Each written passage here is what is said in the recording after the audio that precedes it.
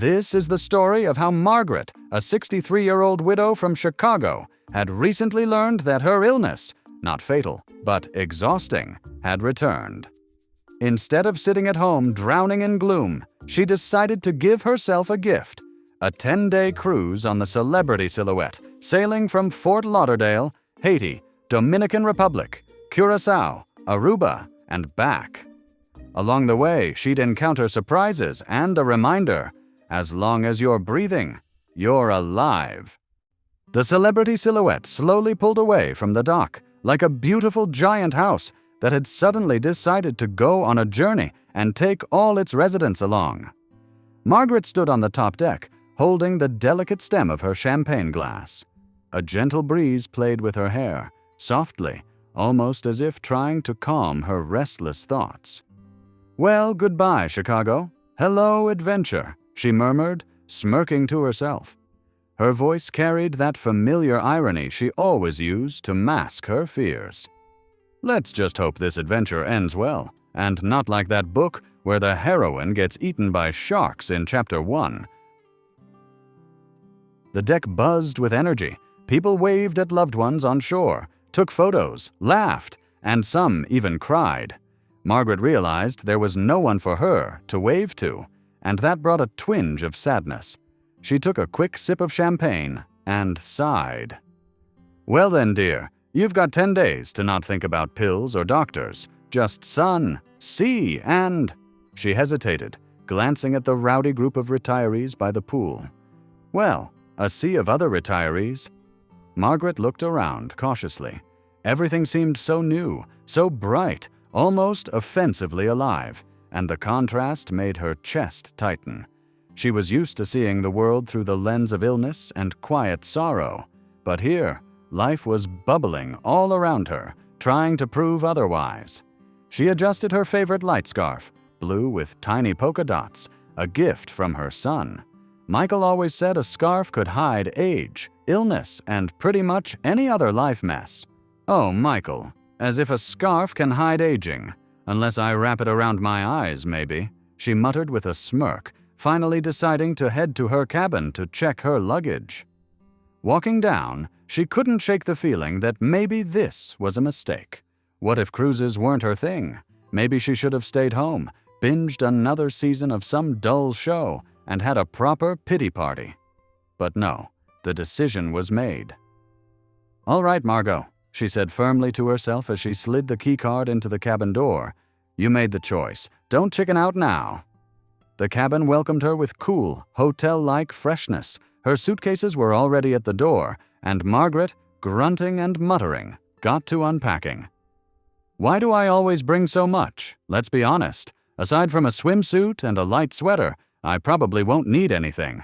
Although, maybe I will need that fancy dress for the captain's dinner," she mumbled, putting things in the closet. "Let's just hope the captain isn't younger than my grandkids. Otherwise, I'll feel like some ancient dinosaur at a species exhibit." Once she finished unpacking, she glanced at her reflection and gave a small grimace. "Well, Margot, the mirror didn't crack. That's a win." Grabbing her sunglasses, she headed out to explore the ship. Decks, restaurants, bars, everything felt fresh and unfamiliar, and it suddenly became easier to breathe, as if this place, this ship, was slowly lifting off the invisible weight she'd been dragging for months. She caught a glimpse of herself in one of the mirrored panels and smiled slightly. No one here knew her past. No one knew about the illness. Here, she was just Margaret James, a regular passenger finally ready to unwind. As she passed the bar, she saw a cheerful man in a bright Hawaiian shirt telling a loud joke. The crowd around him burst out laughing, and he gave a theatrical bow before continuing. "And then the doctor says, 'Mr. Miller, you have to stop drinking, smoking, and eating sweets, or you'll only live to 100 instead of 120. Margaret smiled despite herself. Maybe this cruise really was a decent idea after all. "Well, old girl, maybe you should aim for 122, she whispered jokingly, heading toward the open deck railing. "As long as the sea doesn't make you sick. Although, after Dr. Simmons's prescriptions, nothing scares me anymore." She stepped onto the wide deck, took in the salty breeze, and felt something unexpected. Lightness. No one pitied her here. No one asked questions. No one looked at her with concern. She was free, and that was both terrifying and, unexpectedly, beautiful. The next morning, Margaret woke to the gentle rocking of the ship. She lay there for a moment with her eyes closed, just feeling it. "Seems like the ocean's being kind today. Thank you, ocean, for not shaking me awake." She smiled to herself and slowly got out of bed. She got dressed, tied on her favorite blue scarf, and headed to breakfast.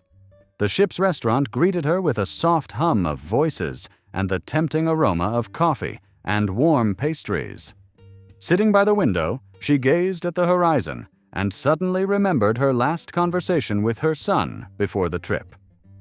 "Mom, why are you doing this?" Michael had asked, visibly worried. 10 days on the water? What if something happens? Just stay home and rest." Margaret smirked and blew a mental kiss to her son. "Oh, Mike, I've been resting at home for the last 10 years. If I stay another year, I'll turn into a couch cushion, a really grumpy one." A waiter appeared, young, smiling, with a name tag that read Anthony. He looked at her and asked politely, "Coffee, no sugar, ma'am?" Margaret raised an eyebrow. "You remembered?" "Of course," Anthony smiled. "I'm a fast learner." She chuckled, barely hiding her grin. "Well then, it's nice to know at least one man in the world remembers my preferences." The waiter laughed and nodded as he walked away. Margaret watched him go, feeling an odd lightness. Such a small thing, and yet her mood had lifted. No one at home remembered things like that. She was always the one taking care of everyone, always keeping track, and had completely forgotten what it felt like to be noticed. "Turns out you do like a little attention, Margot," she whispered dryly, taking a sip of bold, bitter coffee. The illness had come back months ago. Not deadly? No. Just fatigue, pain, pills, and the constant need to pretend everything was fine. That was the most draining part, always playing "I'm okay," when all she wanted was to crawl under a blanket and cry it out. Back in Chicago, her days had blurred together. Morning, pills, afternoon, fatigue, evening, pills again, and some bland TV show. It felt like she wasn't living her life, but watching some endless, dull soap opera about aging, written by someone who clearly hadn't bothered with a decent plot. But here, on this ship, everything felt different. People buzzed around her, waiters moved like elegant birds, and the endless ocean sparkled outside the windows. And somehow, somewhere deep inside her, hope started stirring again. After breakfast, she decided to go out onto the open deck. A wide staircase led up into the sun, warming her face. Once on top, she took in a long breath of salty air. "What a joy it is, just to breathe," she thought. "How long will this last, Margot?" Her thoughts were interrupted by a burst of laughter. She turned and saw a group of fellow seniors by the pool, talking, laughing, giving friendly shoulder pats. One woman noticed her and waved. Margaret offered a shy smile, but didn't walk over. "Oh great, the happy senior club," she muttered, feeling that odd sting of loneliness rise up. Too tired to join the crowd, too young to knit socks in a rocking chair. You're stuck in the middle, Margot, like a bad Monday between Sunday and Friday. She stepped aside, leaned against the railing, and stared out at the slow rhythm of the ocean. The sadness shifted into calm, then into awkwardness again. "What are you doing here, old lady?" she jabbed. "Trying to keep living, that's what," answered another voice inside her, steady and clear. Another round of laughter echoed behind her. She glanced again at the cheerful group. A small thought stirred in her chest. What if, maybe there are people here I might actually want to talk to, even just once, even if it's just about the weather or whether coffee should ever have sugar in it. She gave herself a little shake, adjusted her scarf, which had slipped again, and smiled to herself. "All right, Margot, enough brooding," she muttered. "You're here now, on this ship, where no one knows how many pills you took this morning or how long it's been since you danced. So use it. Use this time to forget everything, at least for these 10 days. She looked out at the ocean again and felt the anxiety slowly ease. Here and now, she was just Margaret. No diagnoses, no sadness. Just Margaret. That evening, Margaret decided to stop by one of the ship's cozy bars. The setting reminded her of old movies, dim lighting, soft music, and a gentle hum of conversation. She settled onto a tall stool at the counter, gazing thoughtfully at the colorful bottles lining the shelves. I wonder how many of these drinks I've never even tried. Then again, with all my meds, even water could get me tipsy, she thought with a smile. "Can I get you something, ma'am?" asked the bartender, a neatly dressed guy in his 20s with a perfectly pressed shirt. "Something not too strong, but not too innocent either," Margaret joked. "Something like a shot of youth." The bartender grinned and nodded, taking on the challenge. Just then, a man sat down on the stool beside her. He looked a little older than her, wearing a bright Hawaiian shirt and a warm, friendly smile. "I'll have whatever she's having," he said, winking at Margaret. "Seems like the lady knows how to pick a good drink." Margaret blushed a little but smiled. "Careful who you trust, sir. Last time a man trusted me to choose his drink, he ended up my husband for the next 30 years. The stranger laughed, genuinely and warmly, and Margaret instantly felt a bit more at ease. He extended his hand. "Sam Miller, 68, on the run from doctors and boredom." "Margaret James, 63, fugitive from the same," she replied, shaking his hand. Sam gave her a knowing nod and smiled again. "So we both escaped the doctors, huh? Wonder if there's a reward out for us yet." Margaret chuckled softly, feeling oddly comfortable with this stranger. "Afraid the bounty wouldn't be very high. 2 retirees with a list of prescriptions aren't exactly prime targets for bounty hunters." "You're an optimist, Margaret. I like that in a person," Sam said, taking a sip of the drink the bartender had just set in front of them. They slipped into conversation easily and naturally. Before she knew it, Margaret was telling him about her fears, her son Michael, life in Chicago, and yes, the illness too. Sam listened closely, tossing in funny comments that made even the heavier parts easier to share.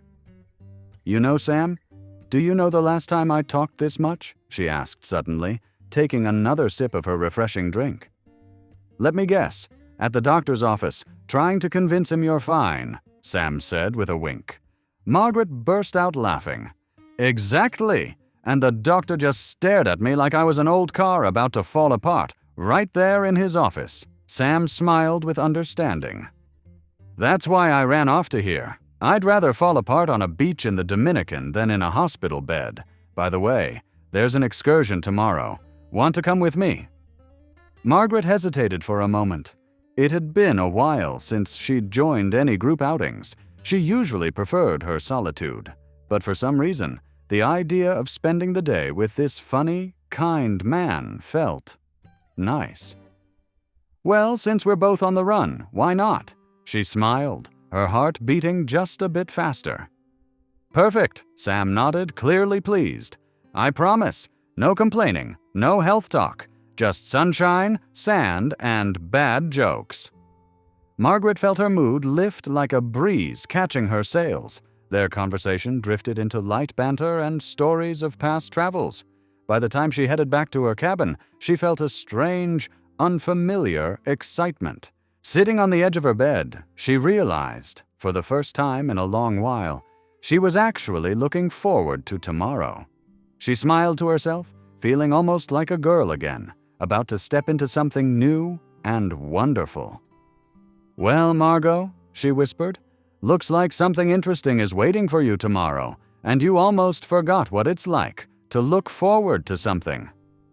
She turned off the light and fell asleep, free, for once, from the usual cloud of worries. In the middle of the night, Margaret woke to a soft voice calling her. When she opened her eyes, she realized it wasn't a voice at all. It was the ocean. a gentle whisper of waves drawing her out to the balcony. She got up, draped her favorite scarf over her shoulders, and stepped barefoot onto the cool floor outside. The ocean beneath the moon looked endless and mysterious, like it held 1,000 untold stories. Leaning on the railing, Margaret inhaled the damp, salty air. "It's so beautiful," she thought with a quiet sigh. "So why does it make me feel sad?" She closed her eyes, and there he was, John, her husband. He'd always dreamed of traveling. Paris, Rome, Sydney. He had a whole list of cities they'd planned to visit when they retired. "The whole world's waiting for us, Margot," he'd say, sitting in his chair with a map in hand. "But for some reason, we keep waiting for something else." But their someday never came. First work, then sickness, and then, suddenly, he was gone, leaving her alone with a list of dreams they never fulfilled. Now she stood here, on a cruise she'd promised herself in John's memory. "Oh, Johnny," she whispered softly, watching the moonlight dance on the waves. "If you're up there watching me, I bet you're thinking, 'Margot, there you go again, being dramatic.'" She smiled through the tears. "But you know what? This time I'm not being dramatic. I'm really scared. Growing old. It's nothing like we thought it'd be." She hugged herself tightly, feeling the chill of the night, the fear of being alone, of being sick. It crept closer, no longer hiding behind her jokes and sarcasm. It felt like all her worries and doubts had risen up from the ocean to surround her like jellyfish, impossible to outrun. Margaret exhaled shakily, staring out at the dark horizon. Why now? She wondered. Why does this quiet, insistent voice always come just when I finally start to live again? She closed her eyes and remembered those final months with John. Doctors, hospitals, medications, and their endless promises to each other that they still had time. "But we didn't make it, John," she whispered, as a hot tear slid down her cheek. "That's what hurts the most." She looked up at the stars. Suddenly, it felt like John was up there, watching her, smiling gently, shaking his head in that same familiar way that always brought her peace. "All right, love," she whispered into the night. "I get it. I'll do this for both of us. Paris and Rome might be a stretch, but the Dominican, Aruba, and Curaçao, that's still within reach for an old lady like me." The tears dried slowly, leaving behind a trace of coolness on her face. She breathed in deeply, filling her lungs with salty air like it carried strength from the sea. The night was quiet, and the ocean calm, almost as if it approved of her decision. "You always said I was stubborn," she said into the dark with a half-smile. "Well, look, I'm stubbornly trying to keep living, even now." She turned and quietly stepped back into her cabin, closing the balcony door behind her. Her fears hadn't vanished, but something new had joined them, a quiet, unfamiliar sense of determination. In the morning, Margaret woke with a completely different feeling. Instead of the usual heaviness, there was a gentle, buzzing anticipation in her chest. She smiled at her reflection and said out loud, "All right, Margot, time to get up. The Dominican Republic and your new friend Sam are waiting. And enough with the dramatic midnight monologues. You're here to live, remember?" She got up with purpose, ignoring the small aches in her body, and walked toward the new day, finally feeling that quiet, steady strength of someone who's ready to move forward. The excursion in the Dominican Republic started off beautifully. Bright sun, a gentle breeze, and picture-perfect scenery. But as soon as the group reached the main square of a small town, the sky suddenly darkened, and as if someone up above decided to mess with them, the skies opened up. Tourists squealed and laughed as they dashed under the awning of a nearby cafe. "Who said tropical rain is warm?" Margaret muttered grumpily, feeling the water soak her clothes at lightning speed. "Feels more like refreshing with a vengeance." Sam, standing beside her, burst out laughing. "Come on, Margot. Be grateful it's just rain. Could have been hail, and then we'd see if our heads are as hard as we think." Margaret snorted with laughter, feeling his good mood spread to her like sunshine. He reached out his hand, and without thinking, she took it, feeling the warmth of his fingers. "Well, we're officially soaked and miserable," Sam said, looking at her with a grin. "Perfect time for some local coffee and to laugh at how pathetic we look." The cafe buzzed with soaked tourists, cracking jokes and snapping photos. Margaret and Sam found a small table in the corner. She watched him wring out the edge of his shirt dramatically, saying, "If I catch a cold, at least I'll have earned it, in the Dominican, under tropical rain." Margaret laughed, freely, genuinely, for the first time in what felt like ages. Something inside her cracked open, warm, gentle, like a flower blooming in the sun. "Sam, are you sure you're 68?" she asked playfully. "Because judging by your behavior, you're no more than 17. Sam made a serious face and leaned in conspiratorially. "I am a teenager. I just age badly. Doctors say it's from laughing too much." Margaret laughed again, this time completely unrestrained. She realized she hadn't let herself just enjoy a moment like this in so long. No thoughts of pills, pain, or tomorrow. Just joy, real, belly-aching joy.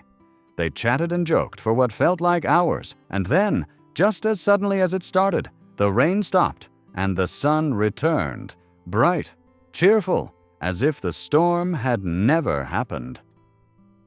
Back in her cabin that evening, Margaret stood in front of the mirror and was surprised by what she saw. Her eyes sparkled again, her cheeks were sun-kissed, and her smile came effortlessly.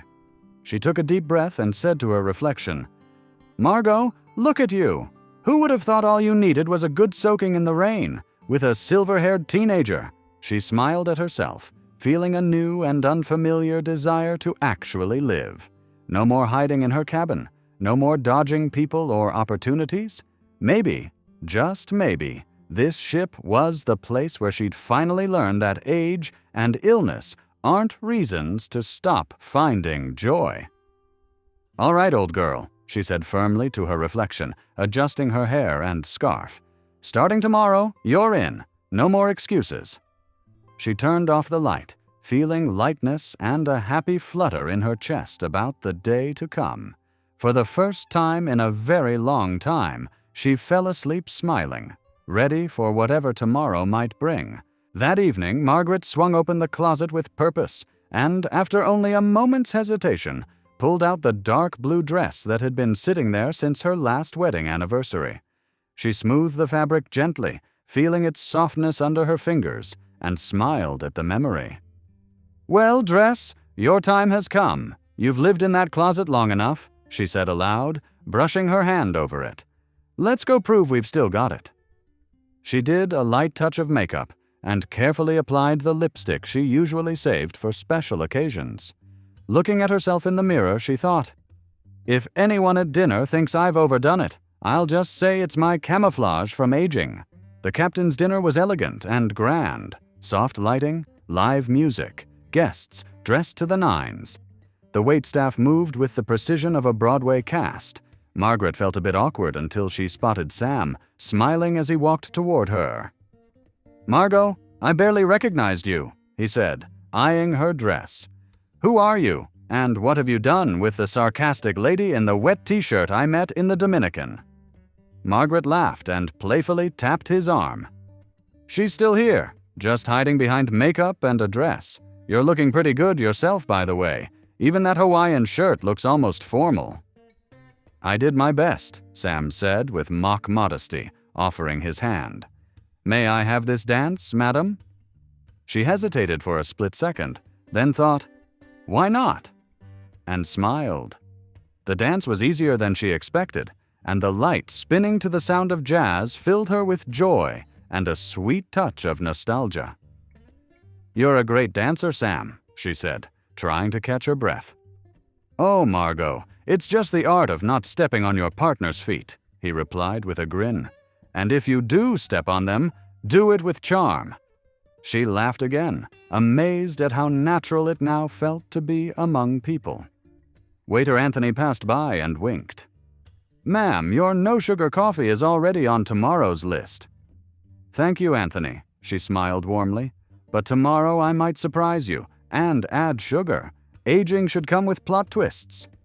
At the next table sat Jim and Linda from Texas, friendly, loud, and full of life. Margaret quickly joined in their conversation, laughing over the little travel mishaps and endless complaints about aging that sounded more like jokes.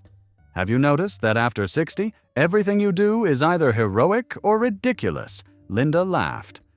"Exactly why I try to alternate the two," Margaret replied, "just to keep people guessing." When the waiter poured champagne, she raised her glass, glanced around at her new friends, and felt something deep, sincere, and joyful inside her. "I'm back among people," she thought, warmth blooming in her chest and a sense of gratitude flooding her for this night. It felt like illness, fear, and loneliness had been tossed overboard, lost somewhere in the deep waters. After dinner, she said goodnight to her new friends and Sam and walked slowly down the corridor to her cabin. The smile hadn't left her face, but as she got closer, Margaret noticed something pinned to her door, a small slip of paper neatly placed at eye level. She stopped, surprised, her heart skipping just a little. "What's this?" she wondered. Carefully, curiously, she stepped closer to read the message. Margaret gently took the note off her door and squinted slightly as she read the neat handwriting. "Thank you for your laughter yesterday. You inspired me. Eleanor, cabin 612. She couldn't help but smile and glanced around, half expecting to spot the note's author. The hallway was empty, but the warmth of those words had already done their magic. A pleasant wave rose in her chest, spreading through her whole body. Margaret didn't even realize her smile was getting wider and softer. "Well, look at that, Margot," she thought with amused irony. "You always figured inspiration was for celebrities and athletes, and here you are, just a rain-soaked retiree, somehow giving someone hope. What's next? Signing autographs?" Back in her cabin, she placed the note carefully on the nightstand and gazed at it for a moment, as if afraid the feeling might slip away. It was strange and wonderful to realize that her simple, genuine laughter had made someone's day.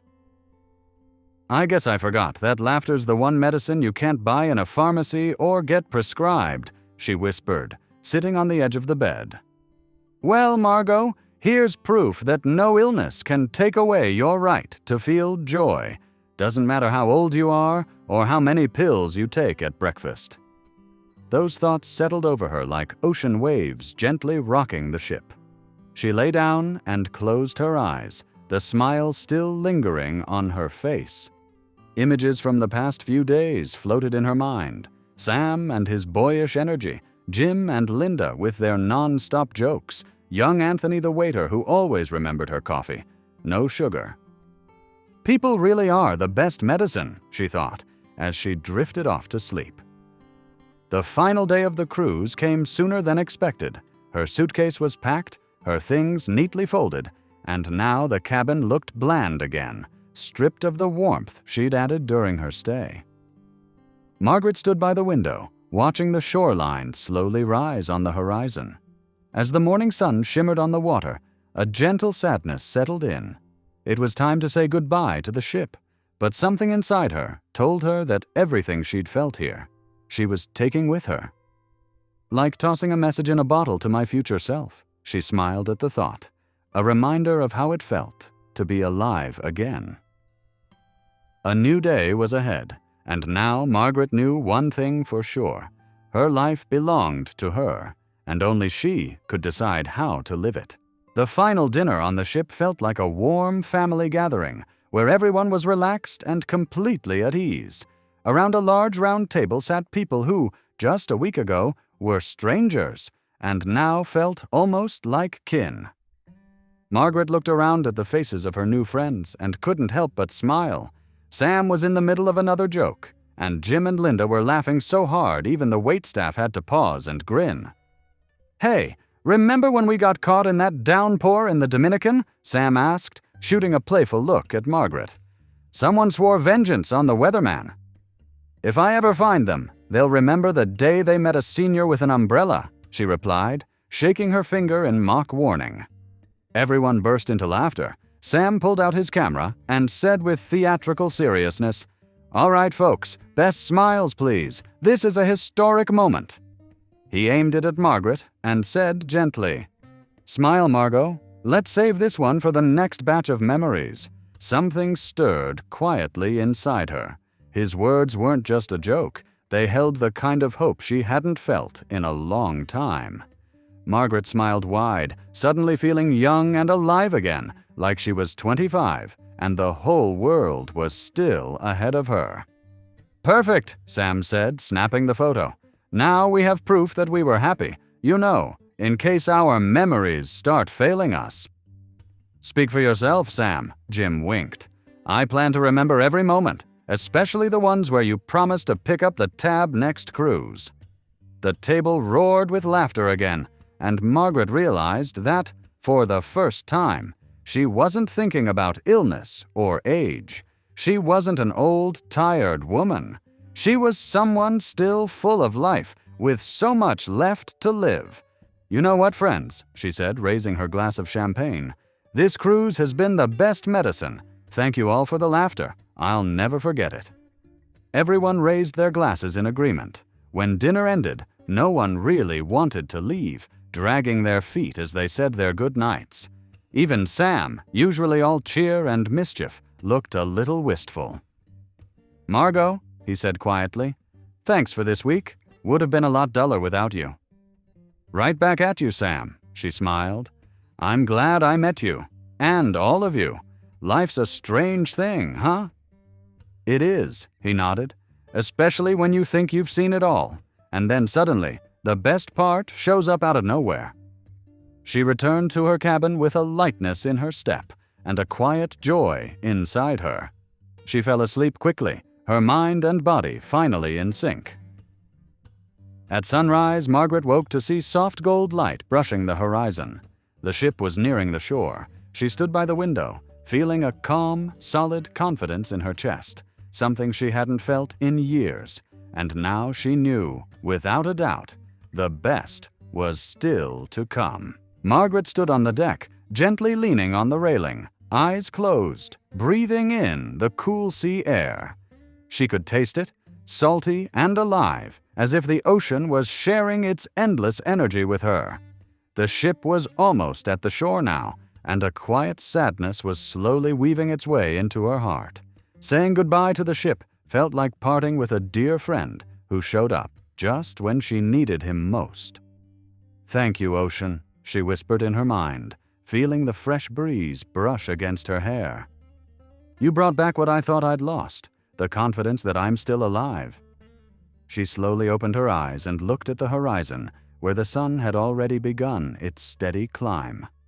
Images from the past days floated through her memory, the rain in the Dominican, Sam's jokes, Linda and Jim's infectious laughter, Eleanor's quiet little note, and even that sweet waiter, Anthony. Each of them had left a mark on her heart, like signatures on a postcard she'd never forget. "If you ever think life is over, take a step toward the ocean," she thought quietly, realizing the phrase had become her new mantra, her new truth.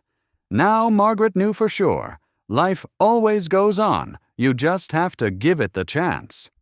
With a soft sigh and a smile, she grabbed her suitcase and slowly moved toward the gangway, where other passengers were already disembarking. Her eyes caught a flash of a familiar bright Hawaiian shirt. "Hey, Margot!" Sam was standing near the exit, grinning and waving a small business card. "Don't forget me, all right? And if you ever feel like running away from doctors again, call me. I'm always down for another escape." Margaret laughed and nodded playfully, feeling like a teenager getting a note from a classmate.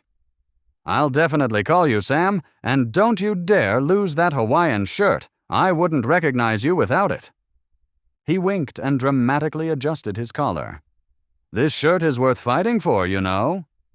As she stepped off the gangway and onto solid ground, Margaret smiled at the sun and at the people passing by, feeling a new fire in her chest, one that wouldn't go out so easily this time.